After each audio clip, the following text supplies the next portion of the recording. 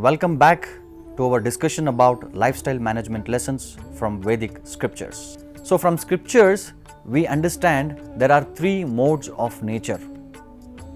All of you know about this. There is Sattva-guna, Rajoguna, and Tamoguna. So, in English, we call mode of ignorance, mode of passion, and mode of goodness.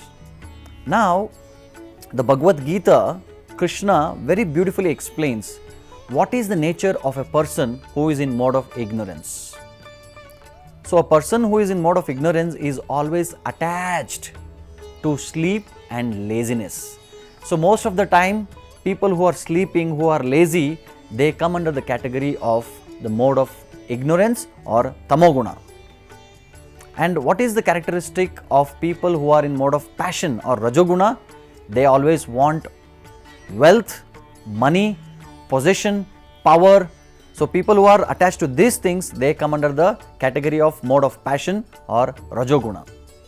And then, very interesting is people who are under Sattva-guna, mode of goodness, they are attached to their opinions. They don't want to compromise. They don't want to admit that I am wrong. So, here in Vali and Sugriva's story, we are not discussing about some ordinary people. Ordinary people, they behave in their own way. But here, we are discussing about two great people. I think most of you know about the background. So, for your information, Vali was not a demon. Vali, he was a great devotee and expansion of Indra.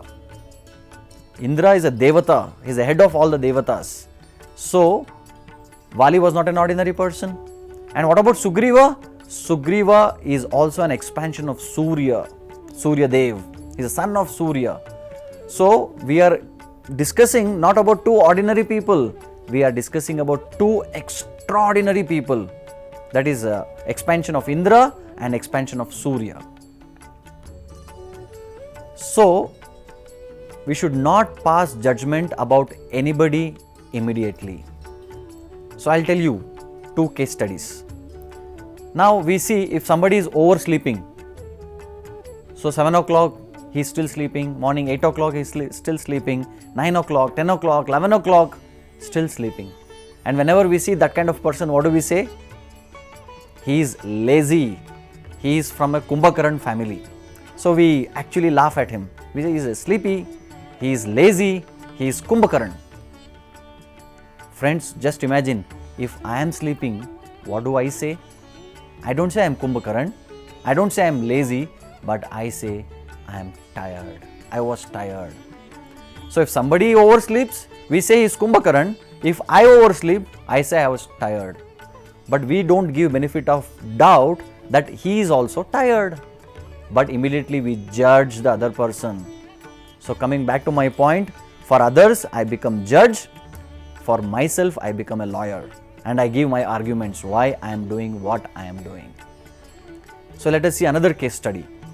In the second case study, we understand if somebody is overeating, what do we say? He is a glutton. He overeats too much. He is also like a Kumbhakaran. But when I overeat, I say I was hungry. So, we don't give benefit of doubt that the other person also may be hungry. That's why he is overeating that day, but we immediately judge. He is a glutton. But when I overeat, I say I was hungry. Hope you are getting my point, what I am speaking here. I will tell you a personal story, what happened in my life. So, I had a neighbor, one elderly lady. She was the owner of my house. I was a tenant in her house. So, one day morning I came out, she was buying vegetables and I smiled at her. And I was expecting a smile in return. But she didn't even acknowledge my presence. I felt very bad, I felt offended. But I thought she is an elderly person, it's okay. So, just tolerated myself. Again, on the next day, again I saw her, again I smiled at her.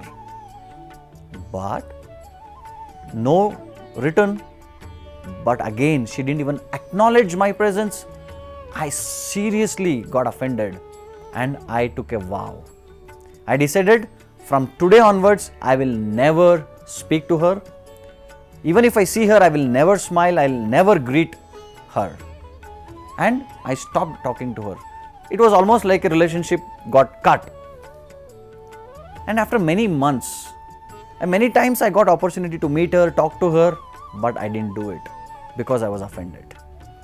After many months, her son came to me and he wanted to seek some help, and I was talking to him, and during that conversation, he said, "My dear sir, my mother has an eye problem.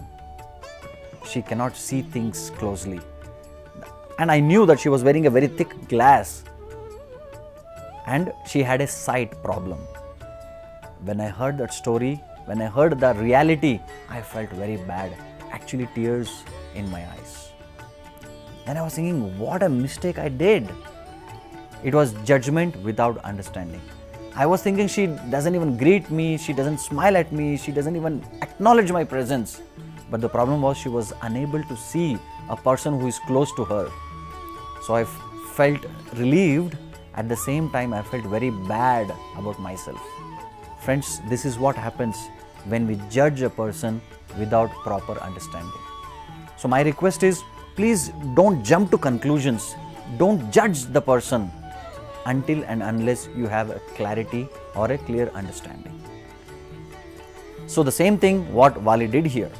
So it is the same situation. We give ourselves a benefit of doubt and we don't give benefit of doubt to others, but we quickly judge the person. So when situation comes like this, we should not judge, but at least give a benefit of doubt. He may be right or he may be wrong. So once you give a benefit of doubt, mind gets an opportunity to think and to seek clarification. Very important point. Now, it is said we need courage to stand up and speak when others make mistake. At the same time, we need courage to sit down and listen when we make mistakes too. Very important point, I'll repeat. We need courage to stand up and speak when others make mistake. At the same time, we need courage to sit down and listen when we make mistakes also. It requires a lot of maturity and internal strength to understand that I may be wrong. Because our mind always thinks that I am always right. That's why I call it as I am right disease. So to come out of this disease and to understand that I may be wrong, it needs a lot of strength, it needs education, it needs training and maturity. So please think carefully, please analyze situation and get proper clarity and understanding before making judgment. Now, there is a beautiful story about a mother-in-law and a daughter-in-law. In our family, between parents and children, husband and wife, brothers and sisters, and even with our friends, there will be always some fights and misunderstandings. Why? Because we have done the same mistake of judging. We make judgment without understanding. So once we give time and with a calm mind try to understand, we will get the clarity that it is not the other person's mistake. Many times we are at fault. So please be very careful before making judgment about anybody else. So once we are clear, then we know how to handle the situation and how to handle people, and we can maintain our relationships very nicely. Thank you very much.